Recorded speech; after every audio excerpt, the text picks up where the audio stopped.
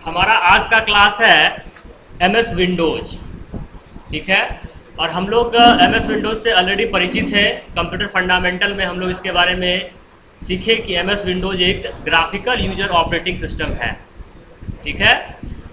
और यह operating system Microsoft company के द्वारा डेवलप किया गया है और इसके कई सारे वर्जन्स रिलीज किए गए हैं। इसके बारे में भी हम लोग फंडामेंटल में पूरा डिस्कशन किए थे, ठीक है। इसलिए उस पार्ट पे अभी हमको डिस्कस नहीं करना है।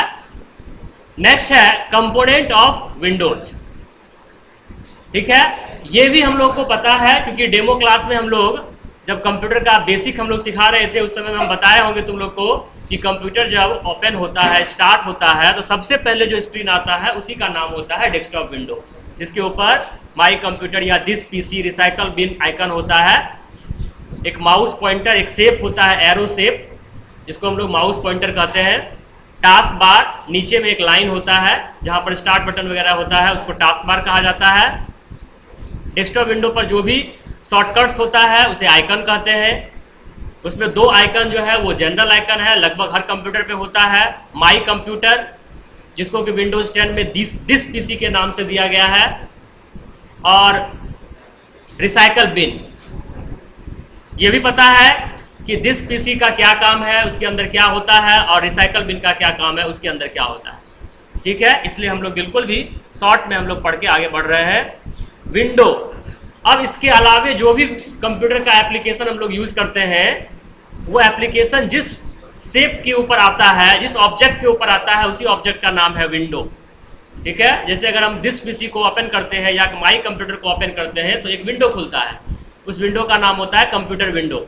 इसी तरह से कोई भी एप्लीकेशन खोलेंगे तो एक विंडो खुलेगा और, ठीक है, उस विंडो के साथ हम कुछ ऑपरेशंस कर सकते हैं जिसको हम लोग विंडो मैनिपुलेशन कहते हैं। और ये भी हमको पहले से पता है, जैसे विंडो को मैक्सिमाइज करना, विंडो को मिनिमाइज करना, विंडो को रीसाइज करना, रिपोजिशन करना, क्लोज करना, इन सब के बारे में हमको पता है, इसलिए कोई डिस्कस करने का भी जरूरत नहीं है। स्टार्ट बटन, टास्क बार में लेफ्ट साइड में एक स्टार्ट बटन होता है और पता होगा कि स्टार्ट बटन का काम होता है स्टार्ट मेनू या स्टार्ट स्क्रीन। एक्चुअली विंडोज 7 में केवल स्टार्ट मेनू है, लेकिन विंडोज 10 में स्टार्ट मेनू के साथ साथ स्टार्ट स्क्रीन भी है, ठीक है, दोनों चीज खुलता है। तो उसको ओपन करने के लिए हम लोग स्टार्ट बटन का यूज करते हैं।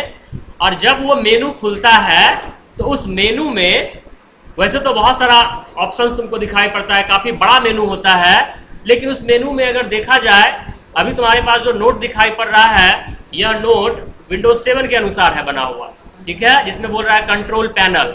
हालांकि विंडोज 10 में कंट्रोल पैनल नाम का ऑप्शन तुम्हारे स्टार्ट मेनू में नहीं होगा। शट डाउन ये भी नहीं होगा, उसके बदले वहां होगा पावर, ठीक है, पावर पे जाएंगे और फिर शट डाउन मिलेगा, ठीक है ना। ऑल प्रोग्राम्स भी नहीं होगा, उसके बदले वहां होगा ऑल एप्स, ठीक है। क्या काम है कंट्रोल पैनल का, क्या काम है पता होगा तुमको, सेटिंग्स चेंज करने के लिए। तो विंडोज 10 में कंट्रोल पैनल के बदले उसका नाम डायरेक्ट दे दिया गया है सेटिंग्स, ठीक है। तुम देखना जब तुम क्लिक करोगे विंडोज 10 पर स्टार्ट मेनू को, स्टार्ट बटन पे, तो जो लिस्ट खुलेगा उसमें सेटिंग्स नाम से एक ऑप्शन होगा, उसके अंदर जाकर हम क्या कर सकते हैं तो सेटिंग्स चेंज कर सकते हैं। जैसे हम लोग विंडोज 7 में कंट्रोल पैनल में जाके करते थे, ठीक है, डेट टाइम बदलना, लैंग्वेज चेंज करना, वॉलपेपर बदलना इत्यादि। शट डाउन, हम पहले ही बताए यहां शट डाउन का नाम पावर दिया गया है। पावर के अंदर है शट डाउन ऑप्शन जिसका काम होता है कंप्यूटर को ऑफ करना। ऑल प्रोग्राम, इसके बदले वहां पर ऑल एप्स दिया गया है। और ऑल एप्स के अंदर क्या होता है तो सारा सॉफ्टवेयर होता है, तुम्हारे कंप्यूटर में जो भी सॉफ्टवेयर इंस्टॉल्ड है जिसके ऊपर तुम काम करोगे आगे चल के, वो सारा ऑप्शन कहां आएगा, ऑल एप्स के ही अंदर आएगा। सर्च बार, हालांकि सर्च बार जो है ये विंडोज 10 में टास्क बार पर ही दे दिया गया है, स्टार्ट बटन के जस्ट बगल में, ठीक है, हम दिखा भी सकते हैं। ये है सर्च बार, ये है स्टार्ट बटन, ये है स्टार्ट स्क्रीन, है ना, स्टार्ट मेनू। तो इस तरह से हम लोग बेसिक कंपोनेंट को समझे। अब हम लोग ये सीखेंगे कि ऑल एप्स के अंदर जो भी एप्लीकेशंस है उसमें कैसे काम करना है। तो वैसे तो बहुत सारा एप्लीकेशंस होगा, लेकिन हम लोग शुरू करेंगे एसेसरीज। विंडोज 7 में एसेसरीज नाम से ऑप्शन दिया हुआ है, जबकि विंडोज 10 में विंडोज एसेसरीज के नाम से दिया गया। मतलब अगर तुम विंडोज 10 पे काम कर रहे हो तो एसेसरीज तुमको नहीं मिलेगा, उसके बदले क्या मिलेगा, विंडोज एसेसरीज। ये एक ऐसा ऑप्शन है जो हर विंडोज कंप्यूटर में ये ऑप्शन होगा, ठीक है। और इसके अंदर कुछ बेसिक एप्लीकेशन, बेसिक सॉफ्टवेयर डाला गया है जिसके ऊपर हम लोग काम करते हैं, जैसे कैलकुलेटर। मतलब अगर हमारे पास पीसी है तो हमको कैलकुलेटर का आवश्यकता नहीं पड़ेगा, हम उसी के कैलकुलेटर को यूज कर सकते हैं, ठीक है। देखते हैं, ये ऑल एप्स खुला हुआ है, हम इसमें विंडोज एसेसरीज को देखेंगे। विंडोज एसेसरीज,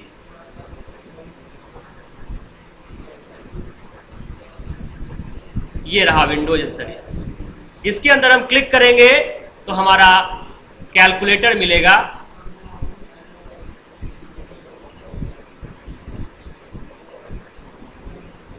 अच्छा, कैलकुलेटर को विंडोज एसेसरीज से हटा दिया गया।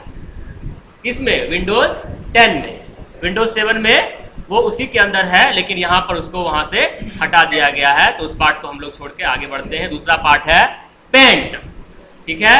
एक बार फिर से हम विंडोज एसेसरीज को खोलते हैं और उसमें जाकर देखते हैं पेंट, विंडोज एसेसरीज। अब इसके अंदर देखो ये पेंट है। क्या काम है इसका, तो कंप्यूटर के द्वारा पेंटिंग, ड्राइंग, है ना, पेंटिंग, ड्राइंग करना, ठीक है। दूसरा एप्लीकेशन है नोटपैड।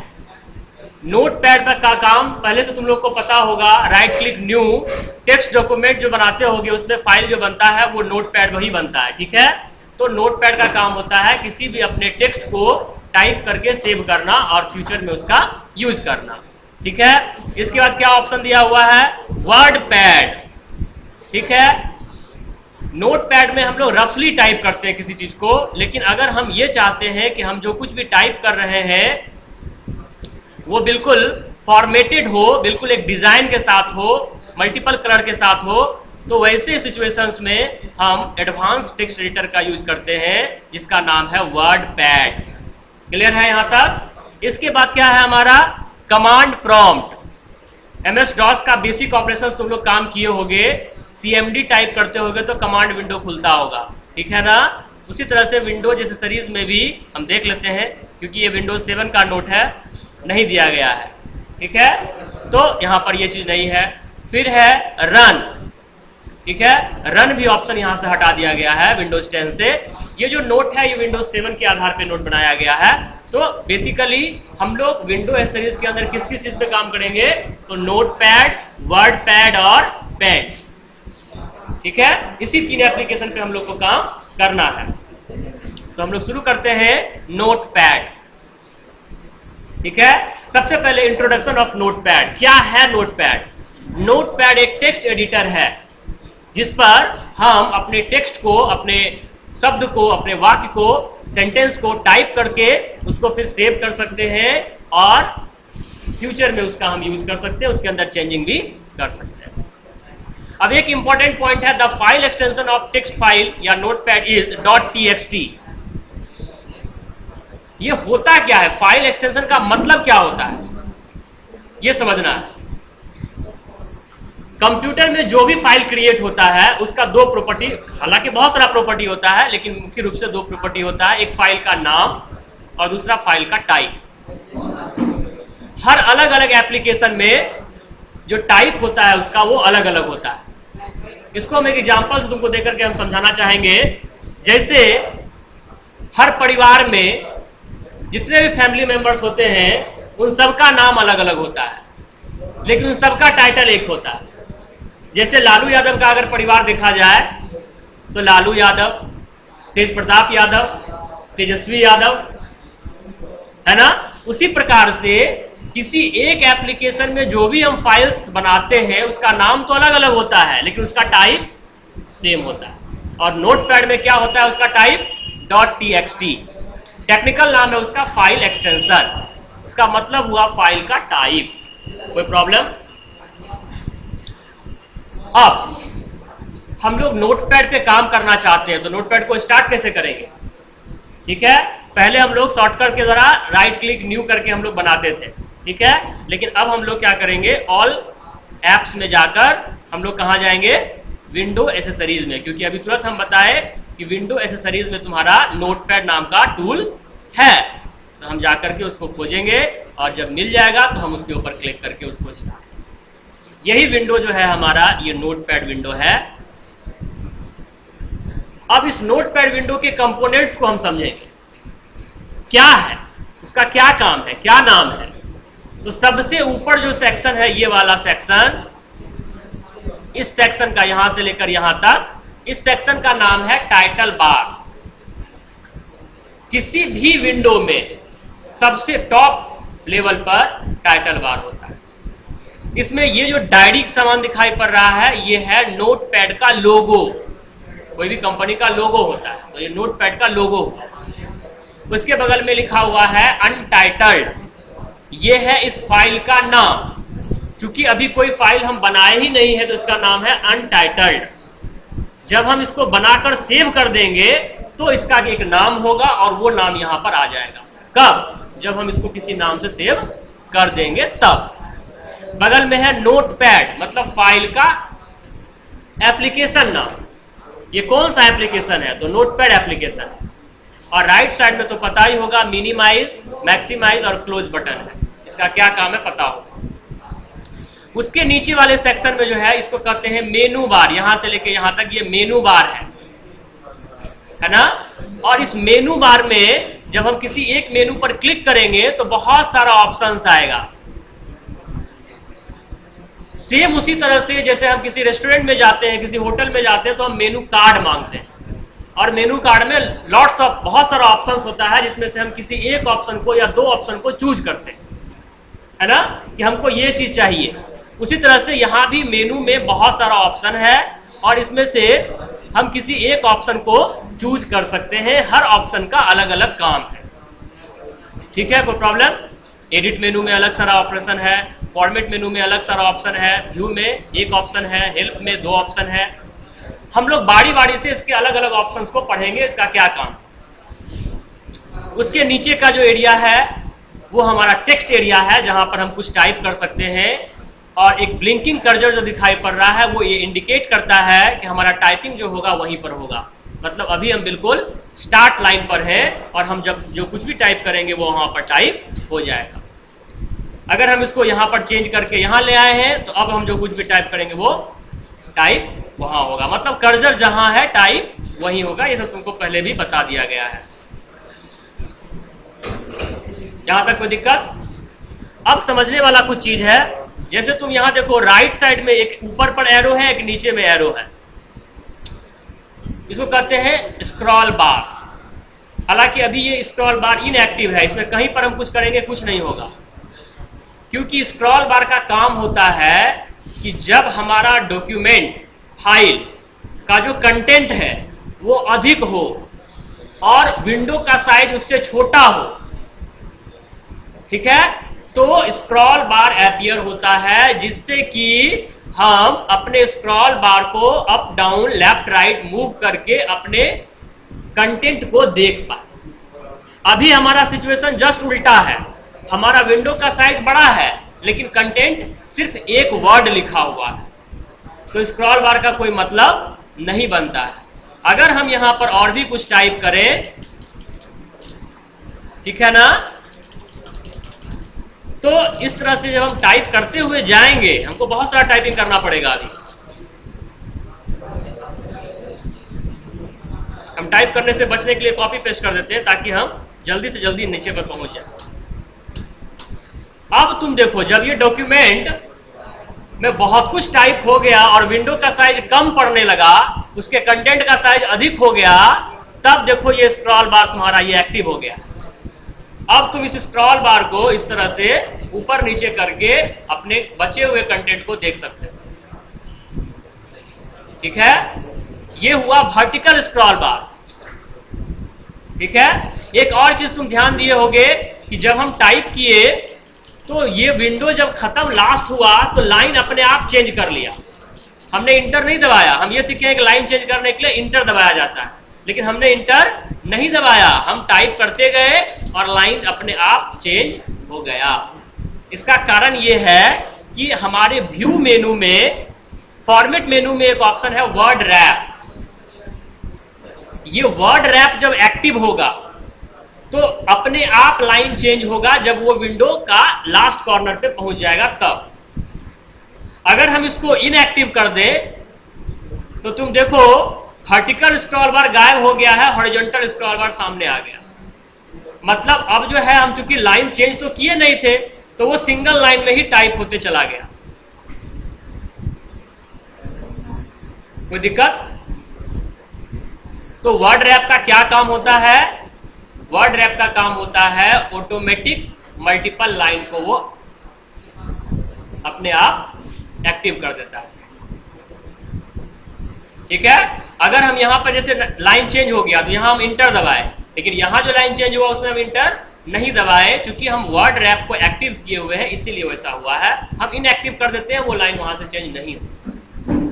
और वैसे स्थिति में क्योंकि विंडो के राइट साइड ज्यादा हो गया है, डाउन में नहीं ज्यादा है, राइट में ज्यादा है, तो स्क्रॉल बार जो है वो नीचे आया है, जिसका नाम है हॉरिजॉन्टल स्क्रॉल बार।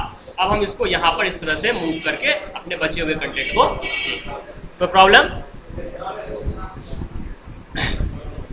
इसके बाद व्यू मेनू के अंदर एक और ऑप्शन है स्टेटस बार। अभी फिलहाल ये एक्टिव नहीं है इसलिए तुम्हारे सामने नहीं है, लेकिन जब हम इसको एक्टिव करेंगे तो ये स्टेटस बार हमको बताएगा कि अभी हमारा कर्सर किस लाइन पर है और किस लेटर पर है। अगर हम इस कर्सर को चेंज कर दें तो लेटर नंबर चेंज हो गया। अगर हम इस कर्सर को लाइन चेंज कर दें तो लाइन नंबर यहां चेंज हो गया। स्टेटस बार बताता है कि हम किस लाइन और किस लेटर पर अभी मेरा करंट पोजीशन क्या है। कोई प्रॉब्लम? यही है कंपोनेंट। इतना सारा कंपोनेंट है। कौन कौन? Title bar, menu bar, scroll bar, status bar and text area. Clear है सब कुछ? अब हमने जो कुछ भी टाइप किया है, इसका जो स्टाइल है, जो दिखने में जो इसका स्टाइलिंग है लिखने का, यहां पर 10 स्टूडेंट बैठा हुआ है, हर स्टूडेंट का लिखावट अलग अलग है। तो लिखावट अगर हम बदलना चाहते हैं तो हम जाएंगे फॉर्मेट में, फॉन्ट में, और लिखावट का टेक्निकल नाम है फॉन्ट फैमिली। ठीक है? जो यहां पर है, हम इसके लिखावट को चेंज कर देंगे। यदि हम साइज भी चेंज करना चाहते हैं तो यहां से हम इसके साइज को भी चेंज कर देंगे और हम ओके कर देंगे। इसका लिखावट और साइज चेंज हो जाएगा। क्लियर है? फॉर्मेट, फॉन्ट, लिखावट, size, okay. Format, font, okay sir ये क्या है? कुछ स्टाइल है, जैसे मोटा करना, अक्षर को मोटा कर देना, है ना? तो ये स्टाइल का यूज नोटपैड में बहुत अधिक नहीं है। आगे जो हम लोग पढ़ेंगे उसमें उसका यूज हम तुमको अच्छे से बताएंगे। तो हम लोग अभी फॉर्मेट के अंदर 3 चीज देखे। फॉन्ट फैमिली जो कि पहला ऑप्शन है जो लिखावट को बदलता है, फॉन्ट स्टाइल और फॉन्ट साइज। इसमें एक बहुत इंपॉर्टेंट चीज है कि कुछ फैमिली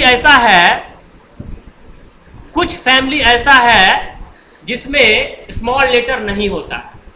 मतलब अगर ये फैमिली तुम सेलेक्ट कर लोगे तो जो स्मॉल में लिखा हुआ है वो भी कैपिटल में ही दिखाई पड़ेगा। ये हम इसलिए बता रहे हैं कि कभी कभी ऐसा होता है कि इस तरह का फैमिली सेलेक्टेड रहेगा मान लो, और तुम क्या करोगे? कैप्स लॉक ऑफ करके टाइप करोगे। टाइप कैसा होगा? स्मॉल में या कैपिटल में?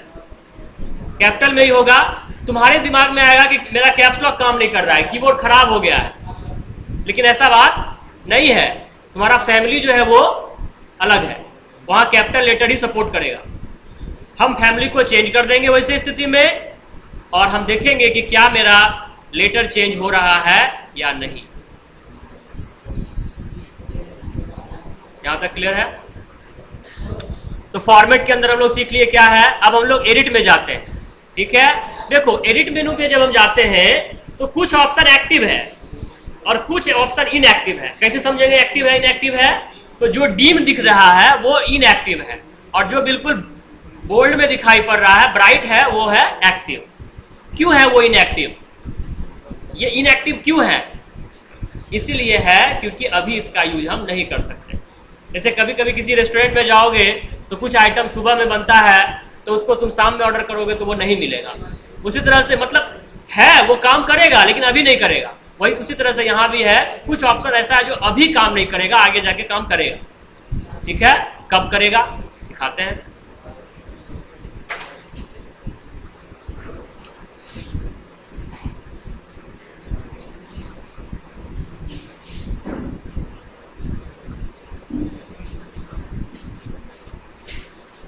हमने एक लाइन लिखा है आईटी गुरुकुल। हम इस लाइन को 5 बार टाइप करना चाहते हैं, लिखना चाहते हैं। तो 5 बार टाइप करने से बेहतर ऑप्शन है कि हम इसको पहले सेलेक्ट करेंगे, फिर एडिट में जाएंगे, कॉपी करेंगे।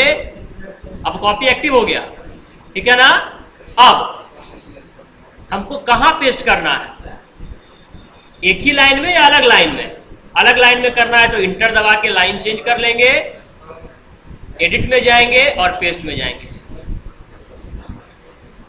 कॉपी पेस्ट दोनों काम किया। अब देखो एडिट में जाओ, कॉपी खत्म हो गया। क्यों खत्म हो गया? क्योंकि कॉपी किसको करना है ये क्लियर नहीं है। हम अगर किसी चीज को उठाना चाहते हैं तो पकड़ेंगे तब तो उठाएंगे। दो समान है, किसको उठाना है? अगर उसको उठाना तो पकड़ना पड़ेगा पहले, तब तो उठाएंगे। तो पकड़ने के लिए हम लोग उसको सेलेक्ट करते हैं, हमको ये सेलेक्ट करना पड़ेगा। फिर एडिट में जाएंगे, देखो कॉपी ऑप्शन एक्टिव हो गया, मतलब हम सामान को पकड़ चुके हैं। अब हमको उठाना है कॉपी, अब रखना है पेस्ट। कट का क्या काम है? सेलेक्ट, एडिट, कट, मतलब वो वहां से गायब हो गया। अब हम जहां पेस्ट करेंगे वो वहां पर पेस्ट करेंगे। कॉपी में उसका कॉपी उठ गया और जहां हम ले जाएंगे वहां चला जाएगा। कट में वो वहां से हट जाएगा और जहां पेस्ट करेंगे वहां चला जाएगा। कोई प्रॉब्लम? इसके बाद कट कॉपी पेस्ट हम लोग सीख लिए। अब मान लो जहां जहां आईटी लिखा हुआ है हम वहां लिखना चाहते हैं जेटी, मतलब आई को हम जे बनाना चाहते हैं। तो हम इसको सेलेक्ट करेंगे या सेलेक्ट नहीं भी करेंगे, कोई दिक्कत नहीं है। एडिट में जाएंगे, रिप्लेस में जाएंगे। किसको चेंज करना है? आई को। किसमें चेंज करना है? जे में। ऑल चेंज करना है या सिंगल? तो ऑल। ऑल देखो सारा आई जे होगा। तुम ये कह सकते हो कि सर ऐसा करने से क्या फायदा हुआ, ये कंसेप्ट का यूज क्या है? तो इसका यूज अभी तुमको बेकार लगेगा, जेटी गुरुकुल कोई मतलब नहीं बनता है बनाने का। लेकिन हम एक एग्जांपल देके इसको समझा रहे हैं। मान लो कोई गवर्नमेंट का पेपर है और गवर्नमेंट में अक्सर सरकार बदलते रहता है, मिनिस्टर चेंज होते रहता है। पेपर बन गया है और मिनिस्टर चेंज हो गया, तो उस पेपर में जहां जहां ये मेंशन है कि सीएम नीतीश कुमार, जहां जहां भी मेंशन है वो सब जगह चेंज करना पड़ेगा। अगर हम उस सब जगह खोज खोज के चेंज करेंगे तो ये काम बहुत ज्यादा टाइम लेगा और हो सकता है कहीं छूट भी जाए, मिस्टेक हमसे हो सकता है। लेकिन अगर हम उसको रिप्लेस कर दें, नीतीश कुमार को रिप्लेस कर दो लालू यादव से, तो वो हर जगह उसको रिप्लेस कर देगा और हमारा सेकंड में काम हो जाएगा। अब समझ में आया इसका यूज क्या है? एक दूसरा ऑप्शन है, जैसे हमने ये रिप्लेस किया लेकिन हमको ऐसा है कि नहीं, हमको नहीं करना था, मतलब हमने कुछ किया हमको नहीं करना था, अंडू। अंडू, जो कुछ भी हमने किया वो नहीं करना। मान लो कभी कभी ऐसा होता है गलती से कोई चीज डिलीट हो जाता है, जैसे हम सेलेक्ट किए, एडिट में गए, डिलीट कर दिए, गलती से डिलीट हो गया। हम कुछ नहीं करेंगे, एकदम तुरंत एडिट में जाएंगे, अंडू कर देंगे, आ जाएगा, चाहे वो कितना भी हो, 500 लाइन हो तो हो। मतलब हमने जो तुरंत किया, हमको तुरंत ऐसा आभास हो गया कि नहीं ये हमको नहीं करना था, हम अंडू कर देंगे। ठीक है, हम इसमें दो चीज सिखा दिए, डिलीट कैसे करते हैं और अंडू कैसे करते हैं। ठीक है, अब फाइंड करना, जैसे अभी तो मान लो 3 ही लाइन लिखा हुआ है, हम लोग गिन सकते हैं कहां क्या है, लेकिन हमारे पास 50,000 आदमी का नंबर है, हमको उसमें खोजना है, या नाम है, हमको उसमें खोजना है कि कितना आदमी का नाम विवेक है। तो अगर काउंटिंग करेंगे तो बहुत टाइम लगेगा और हो सकता है कहीं छूट जाए। इसके लिए एक टूल दिया गया है फाइंड। फाइंड में जाएंगे, जो भी हमको फाइंड करना है वो टाइप कर देंगे और फाइंड नेक्स्ट पर हम क्लिक करेंगे। क्योंकि सर यहां ऊपर वाला छोड़ दिया क्योंकि ये यहां शुरू किया। ठीक है, अब ये तुमको गिनाएगा, देखो 1 2 3 4 5 6, अब नहीं है। अब ऊपर वाला कैसे खोजेगा, अभी ये डाउन में खोजा, अब अप में खोजेगा। 1 2 3 4 5 6 7 8 9, मतलब बहुत ही आसानी से हम किसी भी चीज को फाइंड कर सकते हैं बहुत ही कम समय। समझ में आया फाइंड का use? Edit, undo, cut, copy, paste, delete, find, replace हो गया। अब है गो टू। अभी हम लाइन नंबर 1 पर हैं, हमको लाइन नंबर 4 पर जाना है, तो हम एडिट में जाएंगे, गो टू में जाएंगे और लिखेंगे 4। ये अपने आप हमको 4 नंबर लाइन में पहुंचा देगा। तो सर आराम से तो जा सकते थे आप एरो दबा के, लेकिन अगर हमको 1000 नंबर लाइन पे जाना होता तब टाइम लगता। इसका यूज कर लेंगे। अब है सेलेक्ट ऑल। देखो सेलेक्ट ऑल हम ऐसे भी कर लिए, लेकिन अभी 3 लाइन इसीलिए कर लिए। अगर 5000 लाइन होगा तब हम कुछ नहीं करेंगे, एडिट में जाएंगे और सेलेक्ट ऑल पर क्लिक करेंगे, हमारा सारा डाटा सेलेक्ट हो जाएगा, चाहे जितना भी डाटा हो। क्लियर? और लास्ट ऑप्शन है एडिट के अंदर डिलीट डेट टाइम। मतलब अगर हम अपने डॉक्यूमेंट में आज का डेट टाइम भी मेंशन करना चाहते हैं तो हमको टाइप करना नहीं पड़ेगा, हम केवल इसके ऊपर क्लिक करेंगे, हमारे सिस्टम का डेट और टाइम हमारे डॉक्यूमेंट में ऐड हो जाएगा फॉर्मेट के साथ। कोई प्रॉब्लम? इस तरह से एडिट के अंदर जो भी काम था वो हम लोग सीख लिए। अब हम लोग फाइल के अंदर जाते हैं। हमने एक फाइल बनाया, अगर हमको इसका यूज नहीं है तो हम इसको सेव नहीं करेंगे, लेकिन अगर यूज है तो हम सेव करेंगे। तो फाइल में जाएंगे और सेव में जाएंगे। सेव में जब हम जाएंगे तो जब हम फर्स्ट टाइम में सेव करेंगे तो एक डायलॉग बॉक्स खुलेगा। देखो इस तरह का कोई भी विंडो को डायलॉग बॉक्स कहते हैं, जैसे फाइंड वाला जो आया था, रिप्लेस वाला जो आया था, सब डायलॉग बॉक्स। ये भी डायलॉग बॉक्स है। जनरली लोग क्या करते हैं, जब फाइल को सेव करना होता है तो वो क्या करेंगे, सेव पर क्लिक कर देंगे और यही वो मिस्टेक कर जाते हैं। हम तुमसे ये पूछते हैं कि तुम सेव किसी फाइल को क्यों करते हो, तो तुम बताओगे कि हम इसलिए करते हैं कि हमको उसका फ्यूचर में यूज होगा। लेकिन जब तुम्ही से हम पूछेंगे कि उस फाइल को कहां तुम सेव किया तो तुमको नहीं पता होता। जब तुमको नहीं पता है कि तुम कहां सेव किए तो तुम कैसे उसका यूज कर लोगे? खोजोगे, खोजने में तुमको हो सकता है नहीं भी मिले। हम तुमको सेव करने का एक तरीका बताते हैं जो कि तुम आज बिल्कुल गांठ बांध लोगे और इस तरीका से तुमको कभी कोई प्रॉब्लम नहीं होगी। करना सब कुछ वैसे ही है, बस एक स्टेप आगे बढ़ जाना है। फाइल में गए, सेव में गए, विंडो आ गया। अब इसमें फाइल का नाम लिखने से पहले हम लोग इसका लोकेशन सेट करेंगे कि इस फाइल को सेव कहां करना है, किस जगह पे। कंप्यूटर में बहुत सारा जगह है, कहां करना है। हमारे इस लैब में दिन भर में 100 लड़का लैब करता है। अगर 100 लड़का एक ही जगह पर सारा फाइल सेव करने लगे तो भी दिक्कत है। तो हमने एक रूल बनाया कि स्टूडेंट का सेव करने का एक लोकेशन होगा, हर स्टूडेंट का, और उसी लोकेशन पर वो अपना सेव करेगा फाइल, ताकि उसको जो है कहीं दूसरा कोई दिक्कत नहीं हो। इसके लिए क्या करना है, तो सबसे पहले तुमको कंप्यूटर में जाना है या दिस पीसी में। दिस पीसी में चले जाओ या माई कंप्यूटर में चले जाओ। इसके बाद तुमको आईटी गुरुकुल नाम से एक ड्राइव होगा। हर कंप्यूटर में हम बनाते हैं आईटी गुरुकुल नाम से एक ड्राइव, मतलब इसमें तुम्हारा डाटा सेव होगा। इसके अलावे जो ड्राइव होगा उसमें तुम्हारा डाटा सेव नहीं करना है तुमको, होगा लेकिन करना नहीं है, इलीगल काम होगा वो। अगर हम देख लिए तो हम डिलीट कर देंगे। कहां करना है? आईटी गुरुकुल ड्राइव में जाना है। जैसे नहीं हुआ कि भाई मेरा घर जो है हम उसी में जाएंगे ना, किसी दूसरे के घर में चले जाएंगे तो भगा देगा हमको ना। अब हम अपने घर में तो आए हैं लेकिन हमको अपने रूम में जाना है। अब बहुत सारा रूम बना हुआ है, उसमें हमको जाना है अपने 2017 में, क्योंकि हमारा एडमिशन कब हुआ है? 2017 में हुआ। कुछ लड़का ऐसा है जो 2 साल का भी कोर्स करता है तो उसका ईयर चेंज हो जाता है। ठीक है, कौन सा ईयर में जाना है? जिस ईयर में तुम्हारा एडमिशन लिया गया उसी ईयर में तुमको जाना है। इसमें जब तुम जाओगे तो इसमें तुमको अलग अलग रोल नंबर मिलेगा। तुमको अपना रोल नंबर याद होना चाहिए।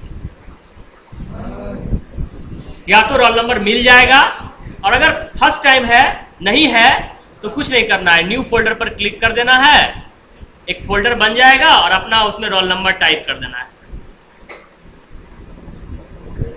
ये हमारा रोल नंबर हो गया। सब अपना अपना रोल नंबर बनाएगा। इसके बाद हम इसको ओपन करेंगे। अब हम अपने जगह पर पहुंच गए। बिल्कुल ये मेरा जगह है, ये इस पर किसी का अधिकार नहीं, इसमें इवन हम भी ले जाएंगे। अब हम फाइल का नाम लिखेंगे। लोकेशन सेट हो गया, फाइल का नाम लिखेंगे।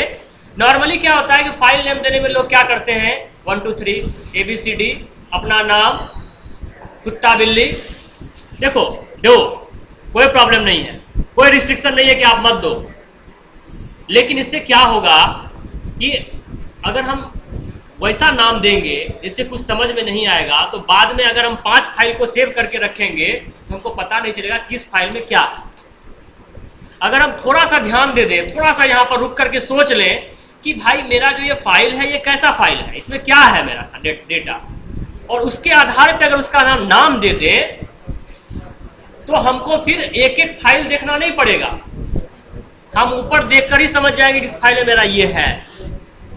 इसका भी प्रैक्टिकल एग्जांपल देते हैं। तुम लोग अपने मोबाइल में गाना रखते हो, अगर हम गाना का नाम दे दे 1 2 3 4 5 6 7 8 9 10, क्या तुम जो गाना सुनना चाहते हो सुन पाओगे एक बार में?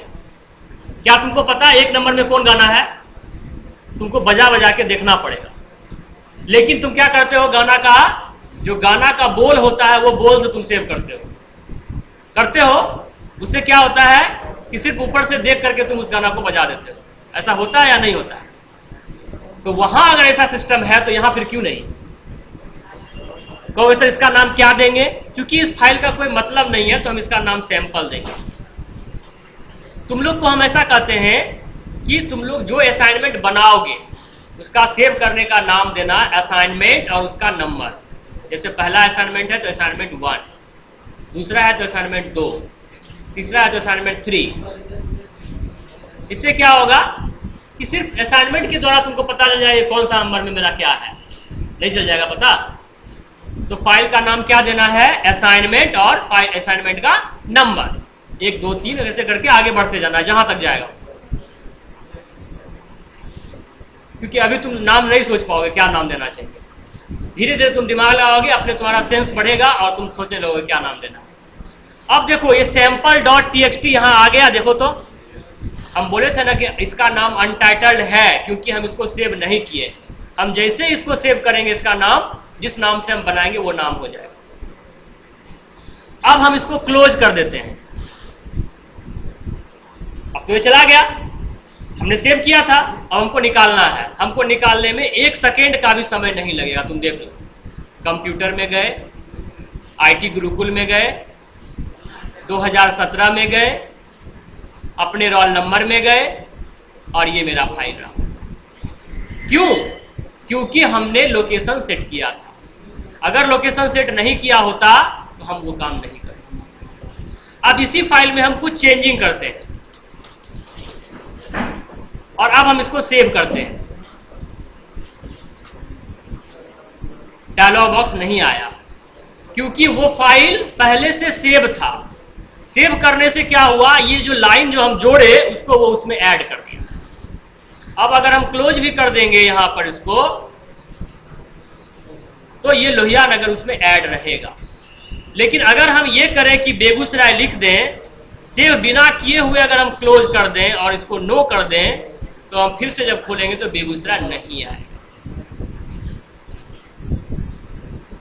क्योंकि हम सेव नहीं किए, चेंज किए लेकिन सेव नहीं किए। अब एक है क्या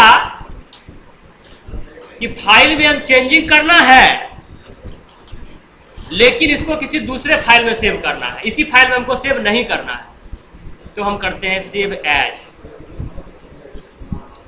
जितनी बार हम सेव एज करेंगे वो उतना बार हमसे नाम पूछेगा। अब हम इसका नाम देंगे sample2 और सेव कर देंगे। कहोगे सर लोकेशन सेट नहीं किए, देखो ऊपर पे लोकेशन दिखाई पड़ता है, तुम देखो कि क्या वही लोकेशन है जो तुम्हारा लोकेशन होना चाहिए।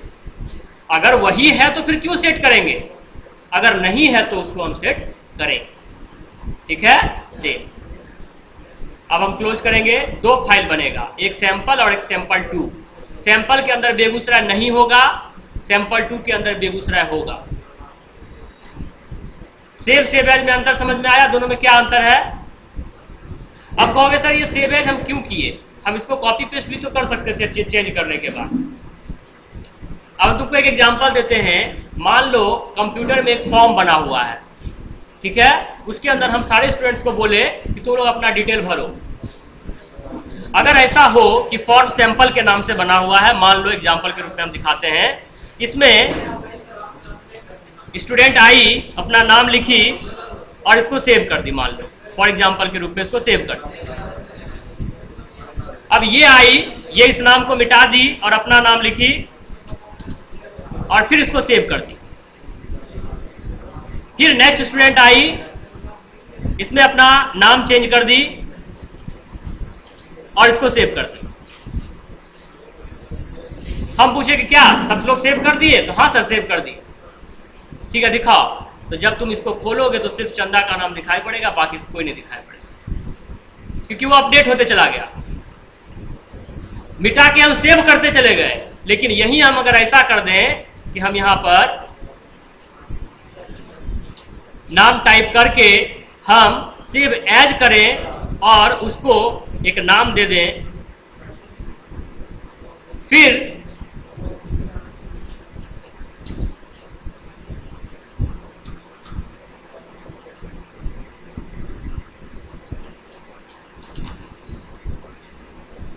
तो अब अगर हम कहेंगे कि क्या सेव हो गया, कहोगे हाँ, और हम जब कहेंगे तो काजल अपना फाइल खोल के दिखा देगी, सर देखिए मेरा डेटा है। तनुजा अपना फाइल खोल के दिखा देगी, सर मेरा देखिए मेरा डाटा है। बात समझ में आया क्या यूज है सेव और सेव एज का, कितना फर्क आता है सेव और सेव एज में। अब हमारे पास अभी इतना सारा फाइल खुला हुआ है, हम चाहते हैं तनुजा वाला फाइल खोलना। एक ऑप्शन है यहां से क्लोज करेंगे और अंदर से खोल लेंगे, दूसरा ऑप्शन है फाइल में जाएंगे, ओपन में जाएंगे, तनुजा में जाएंगे, ओपन कर लेंगे। हमको क्लोज नहीं करना पड़ा, विंडो बिना क्लोज किए हुए भी हम खोल सकते हैं।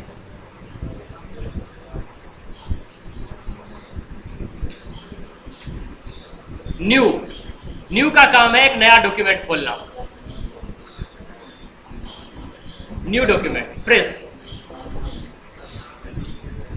क्लियर है। तो हम फाइल के अंदर new, open, save, save as बताए।